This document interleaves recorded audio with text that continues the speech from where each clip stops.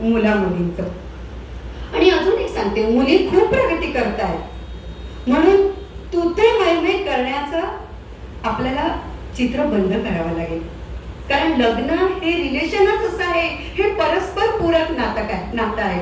सृजना, तुम्हाला माहिती आहे लग्नाच्या विधीमध्ये उपरण्याची गाठ वधूच्या शालूला किंवा पैठणीला बांधली असते आणि मग संपूर्ण त्या दिवशी वर जो म्हणजे नवरा असतो ते तो उपर्ण कधीही काढून ठेवू शकतो, पण वधू काढू शकते का? नाही काढू शकत. तिला त्या उपरण्या सकटच त्या दिवशी मिरवावं लागतं. तो त्या नवऱ्याचा संसार तिला पेलावाच लागतो. तर हा आपल्या स्त्रियांचा रोल आहे.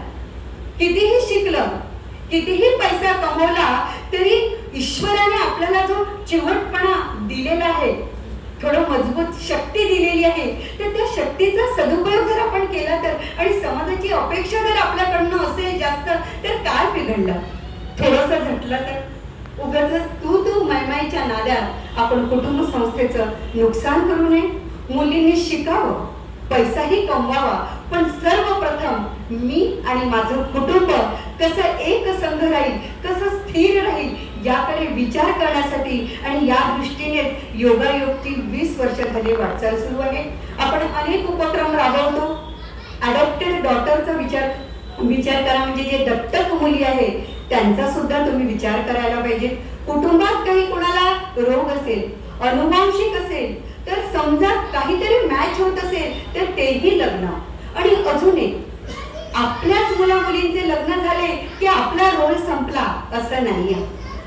आजूबाजूला जर कोणी विवाह इच्छुक असेल तर माझ्याकडनं जास्तीत जास्त काय सहकार्य मी करू शकेल, मग ती तरुणाई तुमच्या घरातली असो किंवा माझ्या घरातली, लग्नाचा योग आणण्यासाठी आपण सगळ्यांनी मदत ही केलीच पाहिजे. एक संघ होऊन हे कार्य केलंच पाहिजे.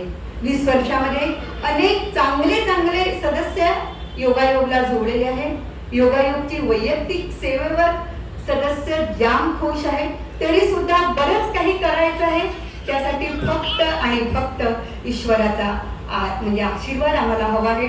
आणि म्हणूनच एक पूर्व नागपूरमध्ये एक काहीतरी लहानशी ऍक्टिव्हिटी घ्यावी या उद्देशाने आज हे तुळशीचं लग्न आपण इथे केलेलं आहे. आणि अजून एक, तुळशीच्या लग्नाचे जे कंकण धरलं की नाही आज डॉक्टर रायटर दाम्पत्यांनी, तर तुम्हाला सगळ्यांना प्रश्न पडला असेल, बरेच जण आपल्या इथे हौशी आहेत की आम्हाला का नाही संधी दिली गौरीने.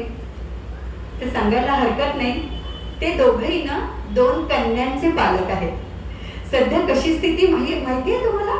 ज्यांना 1 कन्या आहे ना ते भाग्यवान, आणि ज्यांना 2 कन्या आहे ते अति भाग्यवान.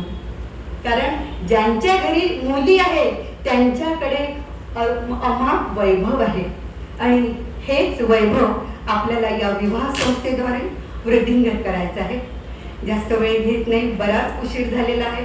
फक्त एकच संकल्प करावासा वाटतो की लग्नापूर्वीचं वैवाहिक संशोधन, लग्नामधलं संस्कार म्हणजे लग्नाचा विधी आणि लग्नानंतरचा संसार, या 3ही गोष्टींचं पावित्र्य आपल्याला जपता यायला पाहिजे.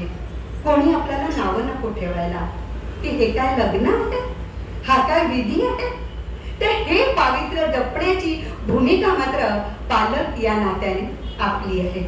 जाता जाता एकच संकल्प करावासा वाटतो, कुटुंब संस्थेचा दीपोत्सव संकल्प हा करू नवा. प्रत्येक विवाह इच्छूंचा योग आणू, दान देवाला मागू ठेवा. श्रीराम समर्थ.